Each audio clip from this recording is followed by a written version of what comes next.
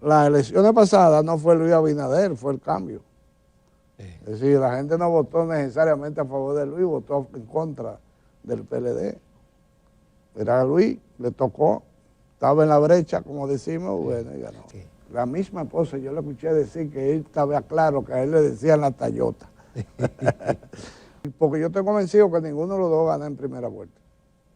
Porque precisamente por la composición de los votos, si él trabajara para sacar entre un 12 y un 15, el próximo presidente de la República lo destina a Abel Martínez. Por razones obvias. O sea, yo tengo un 12, un 15, lo primero que estoy logrando es que no hay victoria en la primera vuelta. Sean bienvenidos a la entrevista de Propuesta Semanal. Este es un invitado muy especial, un gran amigo, que nos gusta convocarlo de tiempo en tiempo, no solamente a Propuesta, sino al telematutino. Rafael Cepeda es un experto en materia electoral, en asesoría electoral, no solamente en República Dominicana, sino que ha asesorado en otros países a líderes importantes, ha hecho presidentes, ha hecho senadores. Y vamos a hablar porque ya prácticamente estamos en campaña en la República Dominicana, aunque oficialmente no ha sido declarada. Buenos días, Rafael, un placer. Gracias. Y un honor. Siempre voy a hacer una gran satisfacción aceptar tus invitaciones porque me produce placer conversar con profesionales de tu calidad. El placer es nuestro. Y vamos a brindar con unas tacitas de aroma, sabor y calidad del Café Santo Domingo. Rafael, en la mecánica de una campaña, y lo saco a colación por la renuncia de Francisco Javier como jefe o coordinador de campaña de Abel Martínez, y él explicó por qué. ¿Cómo se maneja ese triángulo de un candidato que muchas veces el candidato se cree que es el que más sabe? Yo imagino que tú has tenido candidatos así. De un jefe de campaña que se cree que él es el jefe. Pero entonces está el asesor o los asesores de campaña. Entonces, ¿cómo se maneja eso? El rol de cada uno. Y yo imagino que se tienen que producir necesariamente fricciones y choques entre ese trío. Lo primero que hay que definir es cuál es el objetivo de los tres. Si el objetivo es el mismo, no debería pasar eso. Si el objetivo es que el candidato, el jefe de campaña, director de campaña y el asesor o estratega tienen como objetivo que esa persona candidata sea victoriosa, no debería haber problema, que no sea por ego. Porque mi función como asesor, estratega, está muy claramente definida cuáles son. El del candidato es eso, no puede ser otra cosa, el candidato no puede ser autoasesor. Pero el candidato tiene que seguir la directriz del estratega. Claro, yo digo, como sabe, yo estoy dando un diplomado en una universidad y en una de las conferencias... Pero lamenté no tener tiempo de participar porque he escuchado de Jacqueline Morel que dice Jacqueline de ese diplomado. Muy entusiasmada y con ella prácticamente todos los participantes. Una de las preocupaciones que justamente hace unos días se manejaba era qué van a hacer después del diplomado, porque le hace falta ya a la mayoría. Bueno, mira, el rol, lo primero que tenemos que definir son las funciones, precisarlas, porque es innegable que tú, yo, aquello, tienen temperamento, tienen carácter, entonces esas cosas hay que manejarlas y ajustarlas. Y yo digo que el jefe del proyecto, el dueño del proyecto se llama candidato.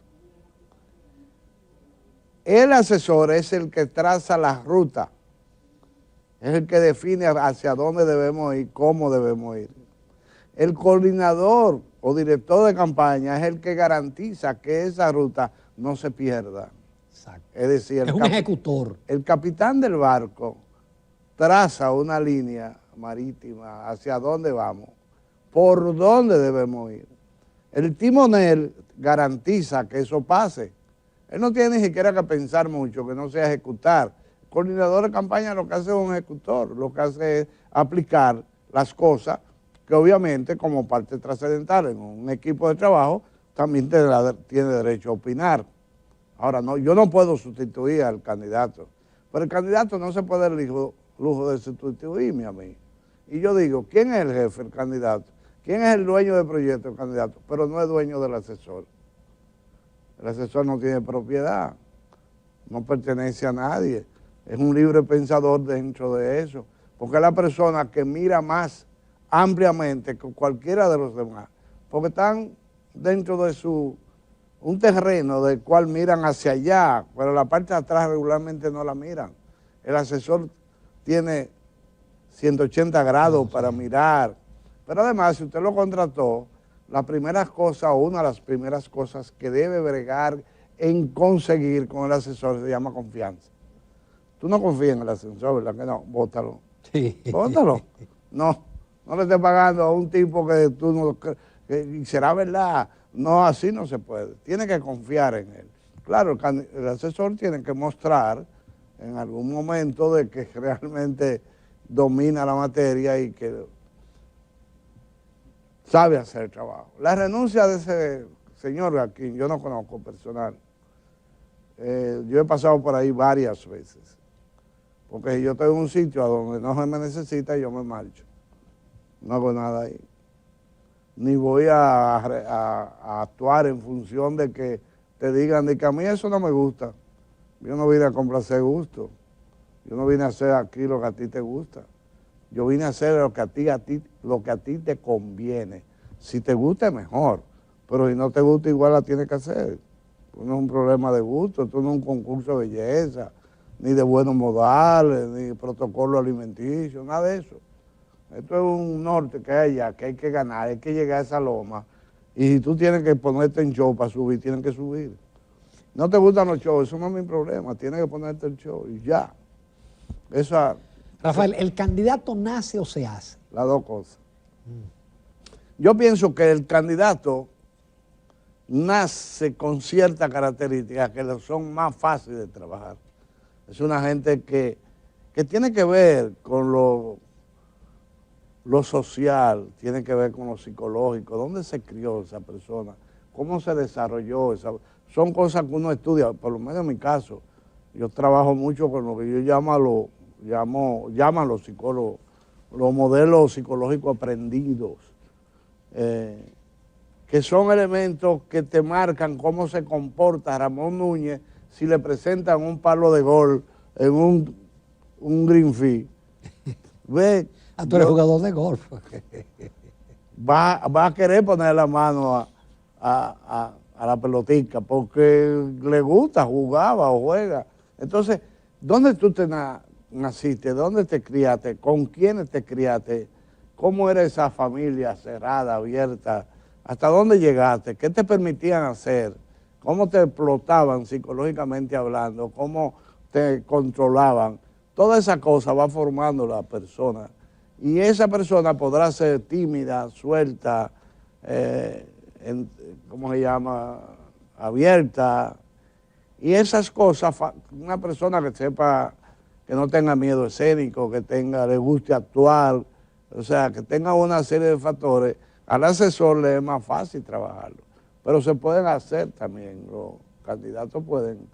Es más, como un producto cualquiera. Cualquiera. El 90 y pico % de los candidatos necesitan algo. Necesitan mejorar, variar, cambiar, ajustar, incluir, quitar. O sea, ¿por qué hay que aprenderse? El asesor tiene que dominar el tema de los modelos aprendidos, psicológicos aprendidos, porque de ese modo yo puedo saber a dónde puedo conducir a mi cliente, a dónde tengo que evitar que entre. Yo no le puedo permitir que Ramón Núñez me lo entreviste, porque Ramón es muy fuerte, muy duro. Claro. Pero con Jacqueline a lo mejor es más suave, entonces yo trato de que Ramón no vaya a tal programa. No vaya a tal programa porque te van a dar por la cabeza. Pero es porque yo conozco el personaje. Hay otro que yo digo, mira, donde te conviene Ramón, porque Ramón hace preguntas duras y como a ti te es fácil y te suelta, bueno, ahí te va a lucir. Ese tipo de detalles son parte de lo que un asesor... Sí, que el asesor entra a detalles, a veces hasta niños, detalles... yo me noto la corbata, el traje, ese tipo de... No, todo Bueno, dentro del diplomado que hablábamos, hay una materia que se llama el lenguaje de los colores, enseñar a la gente a vestirse, la diferencia entre un color y otro, con demostración ahí en el aula de cómo, mira esta cara con ese color, ahora mírala con este. Qué diferente. La diferencia que se van produciendo, el color del pelo, los ademanes, habemos gente que no sabemos hablar, sino nos vemos un lío, pero no sabemos que eso produce lo que llamamos nosotros un ruido visual. Es decir, a ti te molesta que yo esté... Porque, y los dominicanos somos muy dados a tocar cuando estamos hablando. Competimos con los italianos. Y si no te dicen, porque oye lo que pasa. Lo que sucede es, y el otro día yo iba con un amigo y le digo, no me den la rodilla. Dame el hombre, por ahí no. Porque no sabemos hacerlo. Entonces, el hombre, la persona se comunica más de un 60% con el cuerpo que con la boca. Si no manejamos eso. Ahora, yo tal vez cuido el hecho de no decir aguaite. Eso es posible que yo lo haga, pero no tengo a veces mucho cuidado con cómo manejo mi figura, mi postura, mi cuerpo, mi mano, mi rostro, que son elementos que hablan, que la gente capta cosas de lo que decimos con el cuerpo, ¿no? Rafael, y ahora en la época de las redes sociales, ¿es verdad que eso tiene tanto impacto en el triunfo de un candidato? Que es imprescindible. Si tú le quitas el tanto, yo te digo sí. Las redes sociales para mí, tú te recuerdas, creo que sí, que tú vas a recordarte cuando llegó la televisión a color a Santiago de los Caballeros. Sí. Colorvisión. Colorvisión. Pues nació en Santiago, Popi Bermúdez. Eso fue un escándalo. Eso ha pasado con las redes sociales, pero las redes sociales es un medio de comunicación. ¿Cuáles son las características que tiene? Bueno, cuando llegó la televisión a color, ya no era blanco y negro. Cuando llegó las redes sociales, ahora son muy rápidas, muy ágil, muy de inmediatez, pero al mismo tiempo son de efímera. Una cosa en redes sociales que te dura 48 o 72 horas, salvo una situación sumamente especial, no dura tanto. Lo otro, la facilidad. Yo no tengo que ir a mi casa a prender el televisor para verte, ya yo lo puedo hacer en el carro, lo puedo hacer en el vehículo cuando voy, o sea, tiene una facilidad extraordinaria y por lo tanto la comunicación no solamente es más masiva, sino más rápida. Sin embargo, en términos reales, en un país como el nuestro, los números que yo hago me dicen que lo óptimo de una campaña a conseguir a través de las redes sociales es entre el 26 y el 30%. Los otros son gente que tienen celulares, eso no es suficiente. Los otros son gente que tienen celulares, usan las redes, pero no saben interpretar. Pero además porque algunos comunicadores confunden el hecho de que salí en las redes sociales, me ven, voy ganando. No. Imagino que depende del mensaje.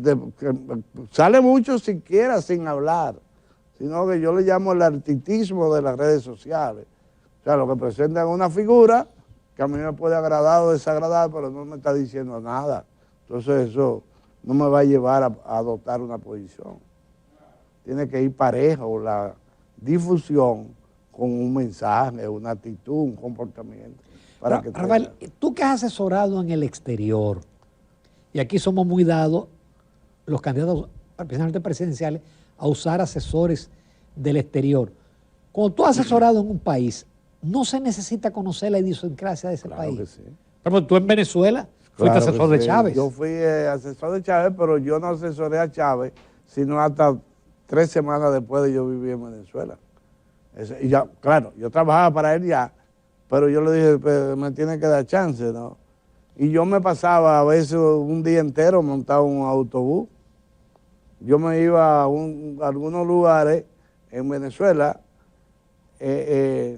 hay muchos centros comerciales y cada uno tiene su centro de comida, como ya lo hay aquí mucho, ¿no? Y ahí al mediodía, eso es un jolgorio, decimos aquí. Y yo comía regularmente, casi todos los días en algún lugar de eso, en la mesa del medio. Porque yo iba a empaparme, a escuchar, a poner atención, andaba en taxi mucho, en el metro, ni se diga. Después reuniones. Como se te diste un baño de pueblo. Claro, yo tengo que escuchar lo que dicen, lo que piensan, hacerle preguntas, me reunía, yo pedía gente a veces al comandante Chávez, le decía, yo necesito 3 personas así, así, asado, que me la pongan aquí en la oficina, para entrevistarla, para escucharla. Cuando yo entendí que yo podía hablar de los venezolanos, entonces comencé a trabajar y a escribir. Y yo le decía en el diplomado que yo me la jugué, si cabe la expresión. Cuando yo le presenté a Chávez lo que yo entendía era la estrategia, los ejes estratégicos para su campaña. Él me decía, hacemos eso, ganamos. Digo, si hace eso, gana con un 56%. Confieso que fue un abuso de mi parte, pero él ganó con un 56.2%. Y después no te arrepentiste de haber sido asesor. Después de todo lo que ha pasado. Digo, tú no tienes la culpa. No, claro, pero a mí me hubiese gustado que el resultado de mi trabajo no diera un hijo como el que yo parí. Esa es la verdad. O sea, yo creo que mi trabajo le hizo daño a Venezuela, habiendo logrado el triunfo de Chávez. Ahora, desde el punto de vista profesional, yo hice un trabajo extraordinario, porque Chávez era un desconocido en términos políticos, era conocido como un coronel golpista, nada más. No tenía bagaje intelectual, Chávez de ningún tipo, era obtuso. Y mucho menos se llevaba de los consejos, él era...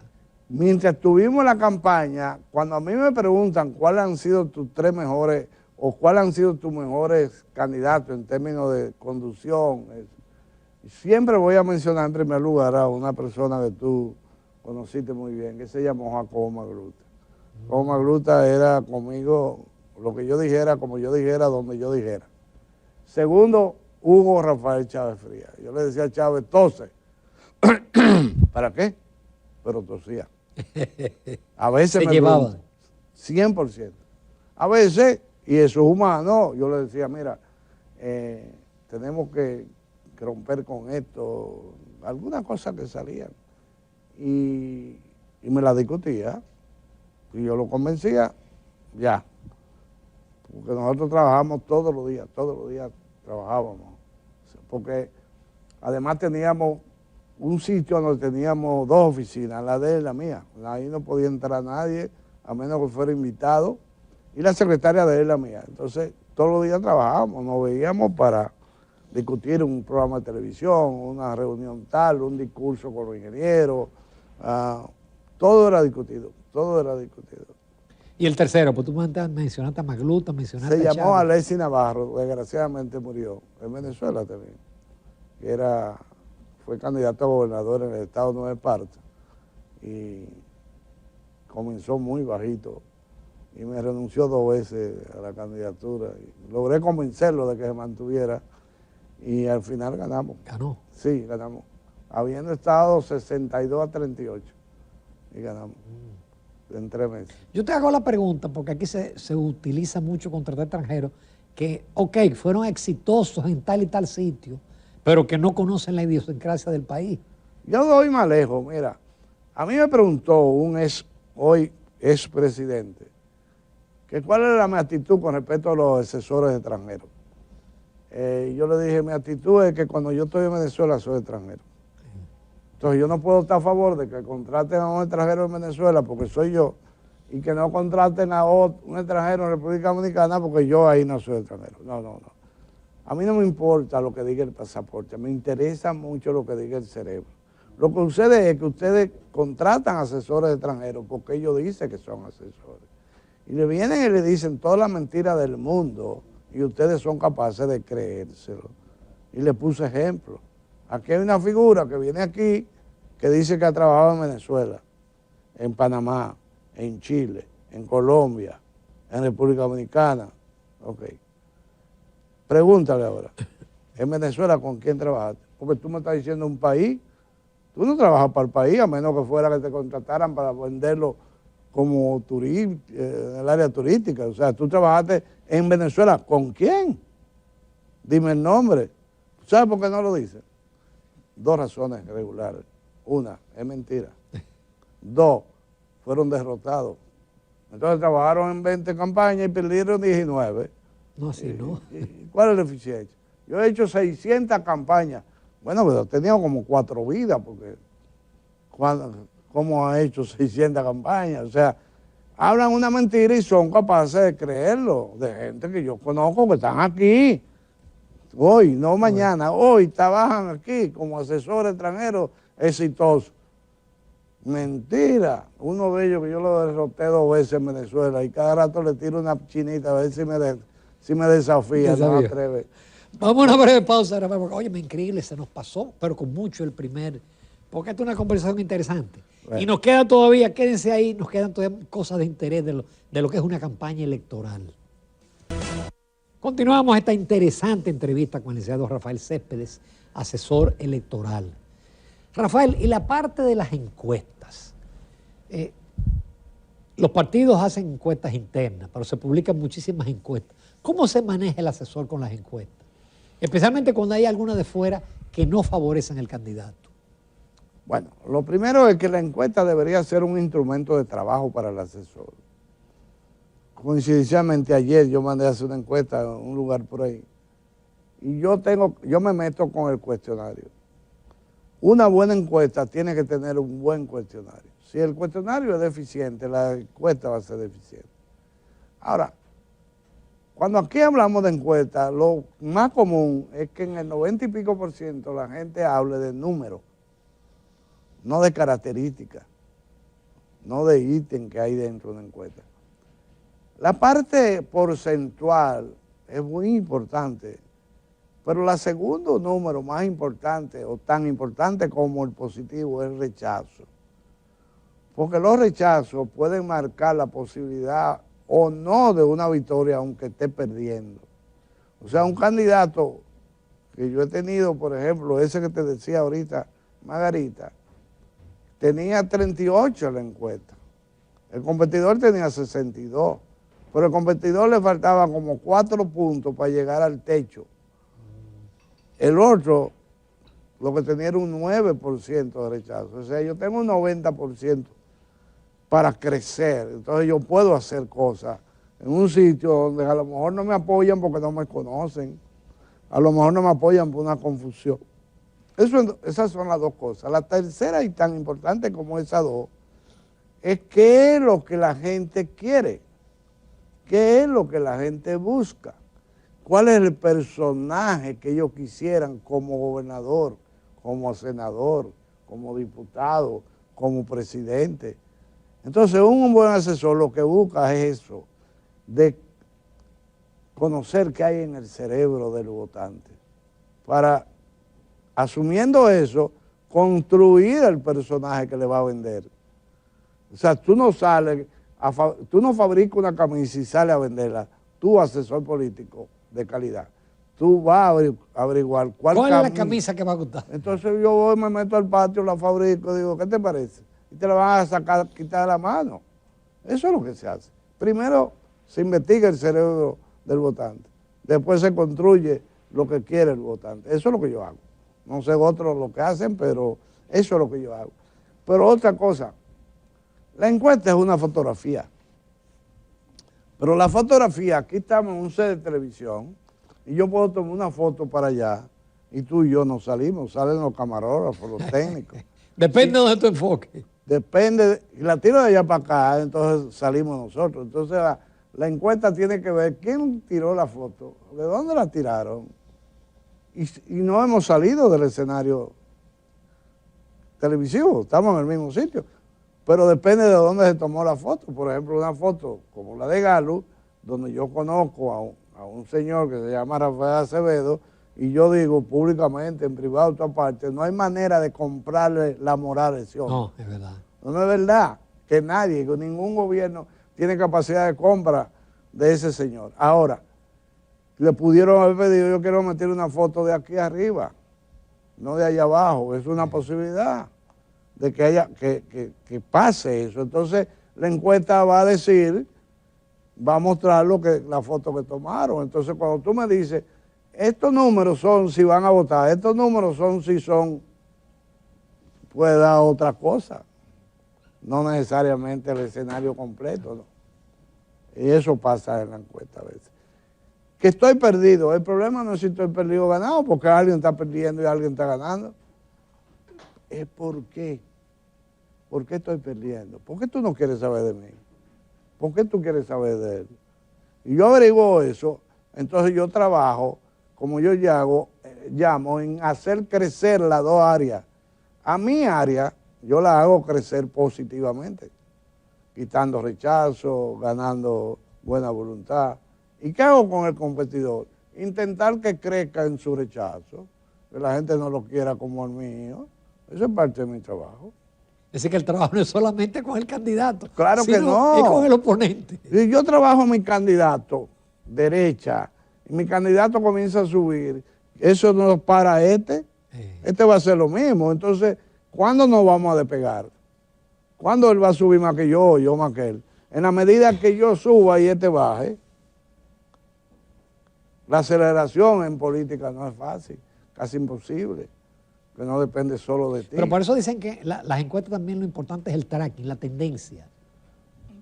Exactamente. Y sectoriales, porque últimamente la gente que no analiza su profesión, que no domina algunos detalles, y perdóneme, pudiera padecer pedantería, pero si tú no dominas la sociología, la psicología humana, tú no puedes ser un buen asesor. Nosotros hace años que estamos caminando hacia la mayor división de la sociedad. O sea, en la época de juventud de nosotros, aquí había clase media, clase alta y clase baja, ¿verdad? Ya eso no es así. Ahora hay clase alta. En la clase alta hay 7, 20, 30 tipos de nichos ahí adentro. Los que trabajan en industria, los que trabajan en medios de comunicación, los que son exportadores, son de la clase alta, pero tienen intereses diferentes. Claro. Entonces, desde el punto de vista político, yo tengo que buscar la manera de ver cómo influencio, cómo puedo llegar a influenciar a esa gente según sus intereses, no la clase social. Porque la clase social no es verdad que existe de manera homogénea dentro de ellos, y así sucesivamente en cada clase social hay X cantidad de nichos dentro de esa composición o como integrante. Después nos vamos a la juventud, está bien, todos los jóvenes de 20 años tienen la misma edad, sí, pero no piensan igual, el joven de Boca Chica que el joven de Cristo Rey, el joven de Naco, piensan lo mismo, y son jóvenes igualitos. Entonces eso hay que desmenuzarlo y establecer mecanismos, discursos apropiados según el nicho, no según la clase social. Ya eso no te va a ser efectivo. Entonces, en esta encuesta se habla de lo que es estratificación. ¿Qué quiere decir? Que la encuesta no puede ser en Naco. Tiene que ser en Naco, en Piantini, en Los Guandules, en Simón Bolívar, en Matambre. Y va a ser ahí porque la encuesta debe obedecer a un número estadístico. O sea, no es de que, entrevístame 200, ¿no? Pero que no es la loca. O sea, ¿cuántos votantes hay ahí? ¿Cuál es la proporcionalidad? Entonces yo tengo que trabajar con un 0.03 o un 0.05, depende de lo que yo quiera. Y entonces yo tengo que entrevistar 1.660 personas. Eso lo tengo entonces que dividir en términos proporcionales, obedeciendo a esos nichos, no a la clase social. Rafael, ¿cómo tú ves el cuadro político dominicano al día de hoy? Bien preciso. Para mí está clarito. Yo tengo a dos figuras que van a ponerse los guantes en un ring, y uno se llama Luis Abinader y uno se llama Leonel Fernández. Los demás son anexos. No tienen... Sí, aún el candidato del PLD. No, pero que el PLD es un partido casi pequeño ya. Pero además el mismo candidato que lo que ha hecho. Porque el problema no es que... No ha arrancado. Lo primero que tenemos que ponernos claro es lo siguiente, mira. No existe un solo partido capaz de ganar una elección. Eso es verdad. No existe, ni ha ocurrido, ni va a ocurrir. Porque el 40% natural de un pueblo no es partidarista. Y el 60% está distribuido en los 20, 30, 192 partidos que por ejemplo, que hay aquí, en Venezuela hay más. Entonces, Abel Martínez no ha hecho nada para decirle a la gente de que yo hago la pena. ¿Qué es lo que ha dicho? Que el que arregla una ciudad, arregla un país. ¿Pero quién te dijo eso? Eso no es verdad.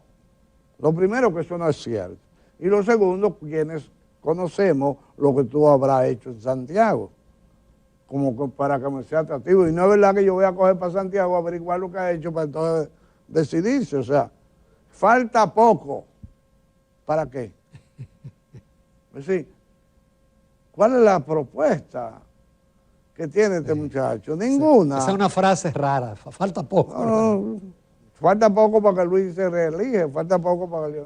O sea, cuando hay un eslogan amplio, que es como se llama en mi profesión, es una cosa, yo le puedo agregar lo que me dé la gana y sigue siendo, no sirve. Decía David Ovive. El eslogan tiene que ser breve, pero tiene que tener un mensaje. Tiene que ser preciso, contundente. tiene que ser una promesa única. Tiene que ser un compromiso único o tiene que ser una definición única. Porque la estrategia tiene que ser única. La estrategia que le sirve... El cambio fue bueno. El cambio es muy genérico para mí, porque el cambio puede ser positivo o negativo. Sin embargo, hay circunstancias, hay atenuaciones, diría un abogado, que es lo que quería decir el cambio aquel. Bueno, que había que quitar lo que había y me parece que funcionó, porque al final eso para mí fue lo que funcionó. O sea, yo estoy convencido de que el que ganó las elecciones pasadas no fue Luis Abinader, fue el cambio. Es decir, la gente no votó necesariamente a favor de Luis, votó en contra del PLD. Era Luis, le tocó, estaba en la brecha, como decimos, bueno, y ganó. Sí, porque en octubre del 19 de septiembre nadie se imaginó que Luis Abinader iba a ser presidente. Para nada. Tenía que darse la división y lo de febrero de las municipales, tenía que ocurrir para qué. La misma esposa, yo le escuché decir que él estaba claro, que a él le decían la Tayota. Pero bueno, son gajes del oficio, el asunto es interpretarlo. Pero tú lo que ves es una competencia, una bipolarización entre Luis y Luis Abinader, que va a jugar mucho, porque yo estoy convencido que ninguno de los dos gana en primera vuelta. Porque precisamente por la composición de los votos, es decir, Abel, que he dicho por ahí, si yo fuera asesor de Abel, yo trabajara para la presidencia de la República, pero con un salto. ¿Te recuerdas unos agentes que se subían unos palos, como le dicen? En eso, o sea, para dar un salto grande de ahí, brincar el 24 y seguir volado para el 28. Para el 28, exacto. Porque no tiene oportunidad aquí. Claro. Pero tendría que sacar una buena puntuación, que sea 15, 14. Qué coincidencia. Entonces yo he dicho, si él trabajara para sacar entre un 12 y un 15, el próximo presidente de la República lo destina a Abel Martínez. Por razones obvias. O sea, yo tengo un 12, un 15, lo primero que estoy logrando es que no hay victoria en la primera vuelta. Claro. Porque ese número, por donde tú lo tires, a menos que se desplome uno de los dos, Luis, Abel o Leonel, si se mantienen por los 30 y pico, rondando los 40 cada uno, un 12, un 15, más los votos de los otros partiditos, va a evitar que haya triunfo en la primera vuelta. Por lo tanto, el que tenga esa cifra, le van a tener que ir a la casa a tocar la puerta. Claro. Tira la llave. Tira la llave. Estoy aquí, ábreme. No, tire el regalo primero. Rafael, qué pena. Se nos acabó el tiempo, pero qué buena ha sido esta conversación. Y la vamos a hacer con frecuencia, tanto aquí como en el telematutino, a lo largo de todo este proceso, para irlo monitoreando. Usted sabe que estoy a la orden siempre. Usted y Jacqueline son especiales para mí. Y tú también. Gracias. Muchísimas gracias, Rafael. Igual. Continuamos, amables televidentes, con Propuesta Semanal.